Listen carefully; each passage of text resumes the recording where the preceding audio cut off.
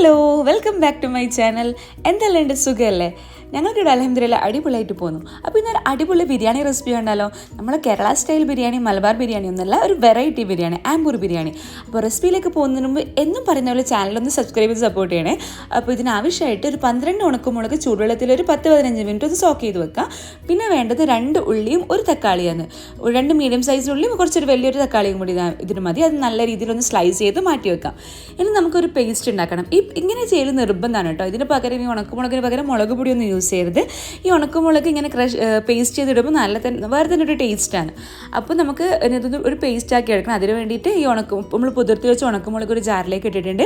പിന്നെ ഈ ഒരു സൈസിലുള്ള ഇഞ്ചിയും ഒരു ഉണ്ട വെളുത്തുള്ളി മൊത്തമായിട്ടും നമ്മൾ ഇതിലേക്ക് ഇട്ടിട്ട് നല്ല കുറച്ചൊരു വെള്ളം ഒഴിച്ചു, നമ്മൾ സോക്ക് ചെയ്ത വെള്ളം 1-2 ടേബിൾ സ്പൂൺ ഇതിലേക്ക് ഒഴിച്ചു കൊടുത്തിട്ട് നല്ലൊരു പേസ്റ്റ് ആക്കിയിട്ട് എടുക്കണം. ഇതിപ്പോൾ നമ്മൾ പേസ്റ്റ് റെഡി ആയിട്ടുണ്ട്. ഇതാണ് ഈ ബിരിയാണിൻ്റെ മെയിൻ ഒരു മസാല പറയുന്നത്. ഇതിൽ വേറെ പൊടികളൊന്നും യൂസ് ചെയ്യുന്നില്ല. ഈ ഒരു മസാല നമ്മൾ മെയിനായിട്ട് യൂസ് ചെയ്യുന്നത്. ഇനി ഒരു പാത്രം വെച്ചിട്ട് നമ്മൾ ബിരിയാണി പോട്ട് വെച്ചിട്ട് ഇതിലേക്ക് 2 ടേബിൾ സ്പൂൺ ഗീയും 2 ടേബിൾ സ്പൂൺ ഓയിലും ഒഴിച്ച് കൊടുക്കണം. അതിൻ്റെ ക്ലിപ്പ് എൻ്റെ അതിൽ മിസ്സായിപ്പോയി.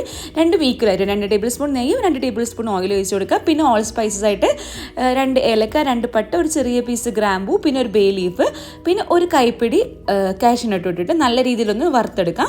എന്നിട്ട് അതിലേക്ക് നമ്മൾ നേരത്തെ കട്ട് ചെയ്ത് വെച്ച് 2 ഉള്ളി ഉണ്ടല്ലോ, ഉള്ളിയും കൂടി ഇട്ടിട്ട് നല്ല രീതിയിൽ ഉള്ളി ഒന്ന് ഇതാക്കിയെടുക്കണം, വഴറ്റിയെടുക്കണം. ഉള്ളി നല്ലോണം വഴയണം. വന്നിട്ട് അതിൻ്റെ കളർ ചേഞ്ച് ആകുന്ന വരെ ഉള്ളി ഒന്ന് വഴറ്റി കൊടുക്കണം. ഒരു 5-10 മിനിറ്റ് എടുക്കും. അതിന് പെട്ടെന്ന് ഉള്ളി വഴന്ന് വരാൻ വേണ്ടിയിട്ട് കുറച്ച് ഉപ്പും കൂടി ഇട്ട് കൊടുക്കുന്നുണ്ട്. ഉപ്പും കൂടി ഇട്ടിട്ട് ഈ ഉള്ളി നല്ല രീതിയിലൊന്ന് വഴറ്റിയെടുക്കാം.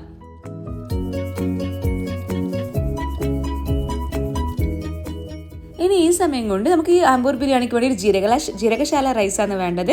ഇതാണ് ഇതിന് ഏറ്റവും ടേസ്റ്റ് കൊടുക്കുക. അപ്പോൾ 2 കപ്പ് ജീരകശാല റൈസ് നമുക്കൊരു 10-20 മിനിറ്റ് വരെ 10-20 മിനിറ്റ് ഒന്ന് പൊതിർത്തി വെക്കണം.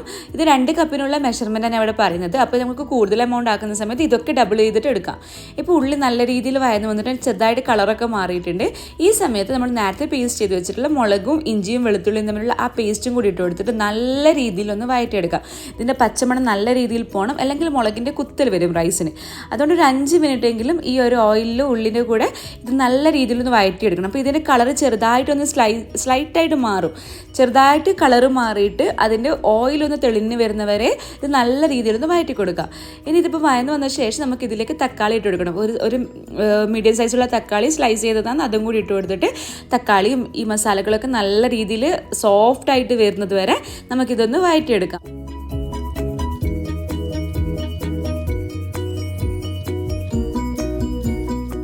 ഇപ്പോൾ ഇത് തക്കാളിയൊക്കെ നല്ല രീതിയിൽ വഴന്ന് വന്നിട്ട് എണ്ണ തെളിഞ്ഞ് വന്നിട്ടുണ്ട്. ഈ സമയത്ത് നമുക്ക് ഇതിലേക്ക് 1 പിടി നിറയെ പുതിനയിലും 1 പിടി നിറയെ മല്ലിയിലും ഇട്ട് കൊടുക്കാം. പുതിന ഇല എന്തായാലും ഇട്ട് കൊടുക്കണം കേട്ടോ. പുതിനയിലിൻ്റെ ടേസ്റ്റ് നല്ല രസമായി. ഈ ഒരു റൈസിൽ പുതിനയിലിൻ്റെ ഫ്ലേവർ അടിപൊളിയാണ്. അപ്പോൾ പുതിനയിലും മല്ലിയിലും ഇട്ട് കൊടുക്കുക. എന്നിട്ട് അതൊന്ന് മിക്സാക്കിയ ശേഷം ഇതിലേക്ക് കുറച്ചൊരു 3/4 ടേബിൾ സ്പൂൺ ബിരിയാണി മസാല ഇട്ട് കൊടുക്കുക. 3/4 ടേബിൾ സ്പൂൺ ബിരിയാണി മസാലയും 2 ടേബിൾ സ്പൂൺ തൈരും, അതിൻ്റെ ക്ലിപ്പ് മിസ്സായിപ്പോയി, 2 ടേബിൾ സ്പൂൺ തൈരും ഒരു ഹാഫ് ലെമണും കൂടി സ്ക്വീസ് ചെയ്തിട്ട് കൊടുത്തിട്ട് നല്ല രീതിയിലൊന്ന് മിക്സ് ചെയ്തെടുക്കാം.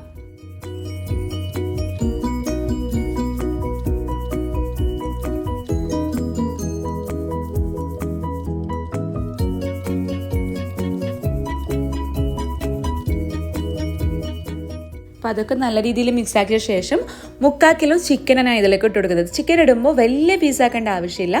നമ്മളിപ്പോൾ ഫ്രൈക്കൊക്കെ ആക്കുന്ന ചെറിയ ചെറിയ പീസ് ഇടുമ്പോൾ ഇതിൽ കുറച്ചും കൂടി ടേസ്റ്റ് ഉണ്ടാവും. വലിയ പീസ് ഇട്ട് കൊടുത്താൽ അത്ര ടേസ്റ്റ് ഉണ്ടാവില്ല. അപ്പോൾ നമ്മൾ ഒരു മീഡിയം സൈസിലായിട്ട് കട്ട് ചെയ്ത് ചിക്കനും കൂടി ഇട്ടിട്ട് നല്ല രീതിയിൽ മിക്സ് ചെയ്തിട്ട് ഈ സമയത്ത് ഫ്ലെയിം മീഡിയം ടു ഹൈ ഫ്ലെയിമിൽ വെച്ചിട്ട് ഒരു 10 മിനിറ്റ് ചിക്കൻ നല്ല രീതിയിലൊന്ന് കുക്ക് ചെയ്തെടുക്കുക. ഇപ്പോൾ ഒരു 10 മിനിറ്റ് ആയിട്ടുണ്ട്. ഒരു ചിക്കൻ ഹാഫ് കുക്കായി വരും. ഫുള്ളായിട്ട് കുക്ക് ചെയ്യേണ്ട ആവശ്യമില്ല. റൈസിൻ്റെ കൂടെയും കൂടി ചിക്കന് വേവാനുള്ളത് കൊണ്ട് ഒരു 10 മിനിറ്റ് കുക്ക് ചെയ്യുക. അത് ചിക്കൻ നല്ല ഈ സമയത്ത് ഇങ്ങനെ ചെയ്യുമ്പോൾ ചിക്കനിൽ നല്ല ഫ്ലേവർ പിടിക്കും. ആ ഒരു മസാലൻ്റെ ഫ്ലേവർ കിട്ടും. ഇതിലുള്ള ചിക്കൻ കഴിക്കാനൊക്കെ നല്ല ടേസ്റ്റാണ്.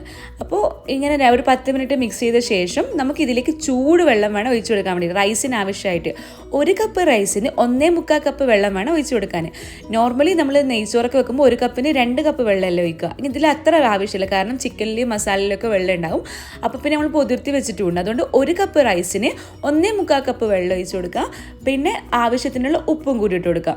ഞാൻ ഇതിൻ്റെ ഇൻഗ്രീഡിയൻസ് ഒക്കെ താഴെ ഡിസ്ക്രിപ്ഷനിൽ കൊടുക്കുക കേട്ടോ, മെഷർമെൻറ്റ്സ് ഒക്കെ.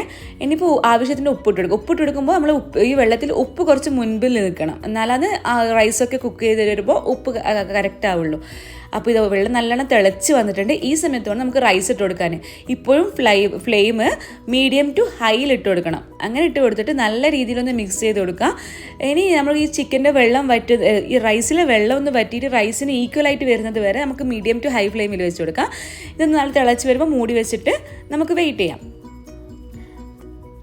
ഇപ്പോൾ ഇതാ നമ്മൾ റൈസും വെള്ളവും ഒരു ഈക്വലായിട്ട് വന്നിട്ടുണ്ട്. ഈ സമയത്ത് ഏറ്റവും ലോ ഫ്ലെയിമിൽ വേണം പിന്നെ ഫ്ലെയിം വെച്ച് കൊടുക്കാൻ വേണ്ടി. ഏറ്റവും ലോയിൽ വെച്ച് കൊടുക്കുക. എന്നിട്ട് നല്ല രീതിയിലൊന്ന് മിക്സ് ചെയ്തിട്ട് ഒന്ന് നിരപ്പാക്കിയിട്ട് പിന്നെയും മൂടി വെച്ചിട്ട് റൈസ് നല്ല രീതിയിൽ കുക്കാകുന്നത് വരെ വെയിറ്റ് ചെയ്യാം.